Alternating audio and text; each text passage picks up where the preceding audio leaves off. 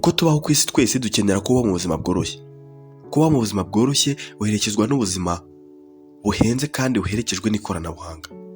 Ikoranabuhanga uyu munsi nicyo kintu gishobora koroshya ubuzima, koroshya ubuhahirane, guhuza abantu ndetse no kubatandukanya.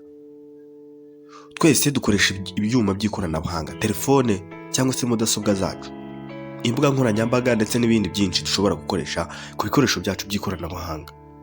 Birumvikana, umuntu aramutse akubwira yuko mudasobwa yawe cyangwa telefone yawe yumvirizwa buri gihe uko uhamagaye cyangwa uko witabye, ntekereza yuko nawe wagira ubwoba ndetse ugashaka no kumenya icyishe inyuma y'ibyo bitero. Ikoranabuhanga ni kimwe mu bintu bishobora koroshya ubuzima, koroshya ubuhahirane, umutekano, guhuza abantu, kuzamura ubucuti, gutandukanya abantu n'ibindi byinshi. Uyu munsi ikoranabuhanga ryateye imbere. System ya 0 and 1 niyo riri gukoreramo uyu munsi. iOS niyo software iri gukoreshwa muri iki gihe, cyangwa se version. iOS version. Birumvikana. Nitwa JC, iyi ni Mwarimu TV. Ikintu kimwe nagusaba ni uko wakora subscribe ndetse ugakanda share ugahereza n'abandi. Kumvirizwa kuri telefone. Uburyo bwo kumvirizwa kuri telefone bwari busanzwe ku matelefone. Bikumvikana yuko umuntu ashobora kukumviriza ibintu byose uvuze igihe waba uhamagaye umuntu cyangwa waba witabye, akaba yakumva ibyo uvuga byose yibereye aho ngaho. Umukunzi wawe cyangwa umugore wawe ushobora kumwumviriza aho waba uri hose ndetse n'icyo waba uri gukora cyose, kandi nyamara mutari kumwe. Yaba aguca inyuma ushobora kumwumva uwo muntu cyangwa ibindi bintu byose apanga ku ruhande. Ibyo ni ibisanzwe kandi byaranakozwe. Byaramenyerewe yuko umuntu ashobora kumviriza telefone yawe. Uyu munsi ntabwo ariko bikimeze. Ikoranabuhanga rigezweho mu kumviriza telefone ntabwo rikorwa n'abantu ku giti cyabo. Uyu munsi iyo gahunda ifitwe n'ibihugu, ntabwo ari abaturage cyangwa undi muntu wese. Ni ikoranabuhanga rihenze rigura amadolari hejuru y'ibihumbi 25 by'amadolari y'Amerika. Ayo mafaranga ni menshi, nta muturage wapfa kuyagonda. Ibihumbi 25 by'amadolari y'Amerika kugira ngo ubashe guhakinga umuntu umwe gusa, cyangwa se kugira ngo ubashe kwinjira muri telefone y'umuntu umwe gusa ushaka kumviriza. Birumvikana, iri koranabuhanga uyu munsi rishobora kuzateza ikibazo mu mibano y'ibihugu byinshi, bitewe n'uko ibintu byo kumviriza kuri telefone nta muntu utabitinya. N'umuturage uwo ari we wese aramutse yumvise yuko hari umuntu umwumviriza cyangwa umwumva ibyo avuga byose, ntekereza yuko iyo telefone ashaka yanayibika cyangwa akayireka. Ikoranabuhanga ryo kumviriza abantu kuri telefone uyu munsi rikorwa n'igihugu runaka, rikajya kugura iyo software cyangwa se spyware. Iyo spyware ikorwa cyangwa se ikorerwa mu gihugu cya Israel. NSO niyo groupe ikora iyi software cyangwa iyo spyware. Ni ikigo cy'abanya-Israeli cyakoze iyo system cyangwa software. Iyi spyware igurishwa amadolari 25 by'amanyamerika ku gihugu runaka gishaka kugura iyo software. Icyo gihe kandi gihabwa access yo kuba cyakwinjira muri nimero imwe gusa. Waba ushaka kureba izindi nomero ukishyura andi mafaranga. Iyi software irahenze cyane. Mbese ikora ite kugira ngo umuntu abashe kumviriza telefone yawe mutari kumwe? Nibyo ngiye kukubwira muri aka kanya. Pegasus iyi ni software yakozwe n'abanya-Israeli. Iyi software ikaba igamije kuza ikajya muri telefone yawe mu buryo utazi cyangwa se mu buryo utabonye. Nimba igiye muri telefone yawe, iragenda iyinjiremo, ifate ku bice byose bifite aho bihuriye n'ubutumwa buturuka hanze cyangwa ikindi kintu gituruka hanze. Ibyo wandika, ibyo uvuga cyangwa se ibyo ufotora,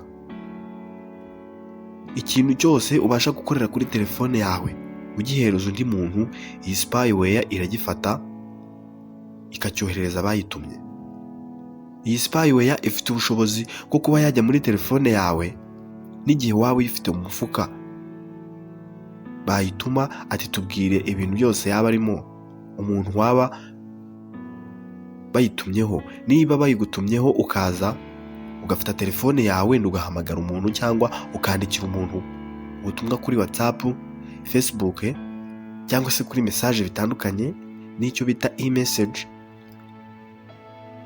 ubutumwa bwo kuri email n'ibindi byose bifite aho bihuriye n'ubutumwa bushobora kwakira buvuye ku muntu umwe bugiye ku wundi ariko buciye kuri telefone yawe, ndetse niyo yaba ari n'amafaranga wakiriye cyangwa ushaka kohereza.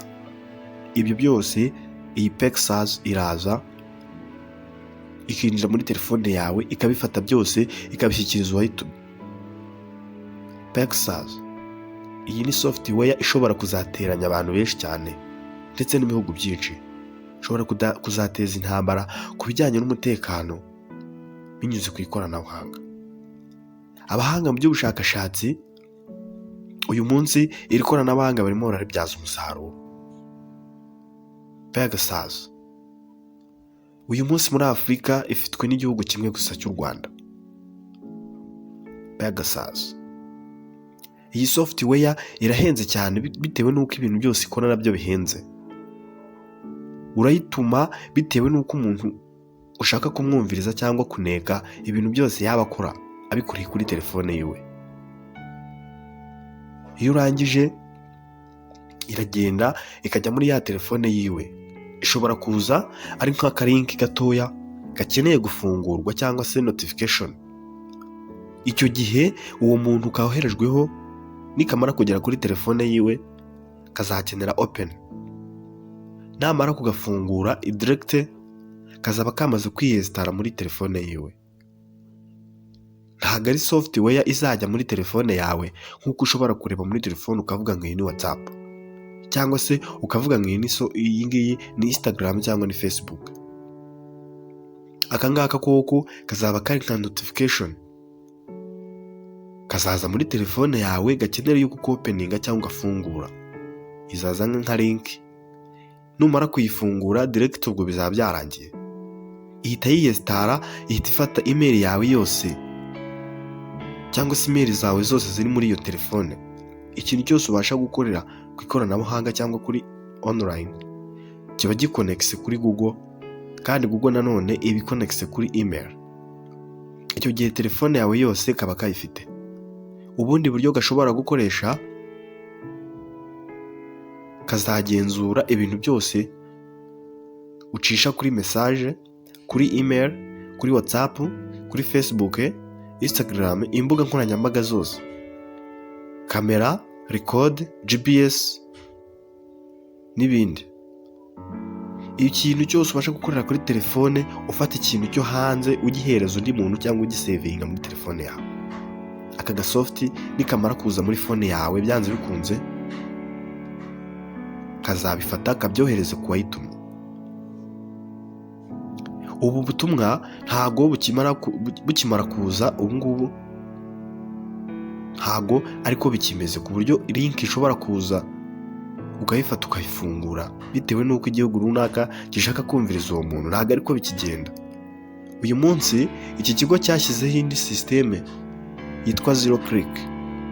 Iyi zero click yo iraza ikajya muri telefone yawe utiwe uyifungura. Ukirangiza gushyiramo nimero y'umuntu ushaka kwinjirira, ihita igenda ikajyayo.